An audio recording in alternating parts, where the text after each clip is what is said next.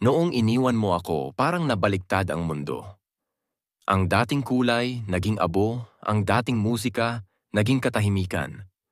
Puso't isipan, gulong-gulo, paano ko ipaglalaban ang pag-ibig kung wala ka na rito?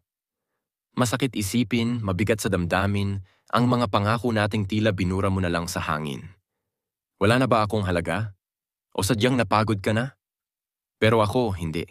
Dahil hanggang ngayon, ikaw pa rin ang aking mundo. Ikaw ang araw na bumibigkis sa araw ko, ang bituin na nagbibigay liwanag sa madilim kong gabi. Ngunit nang ikaw ay lumisan, wala nang direksyon ang pag-ikot ko. Sakit ang tanging natamo, pangungulila ang iniwan mo.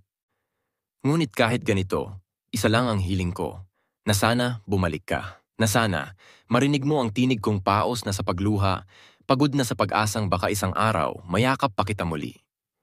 At sa tuwing naaalala ko ang mahigpit mong yakap, parang isang awitin na hindi ko kayang tapusin.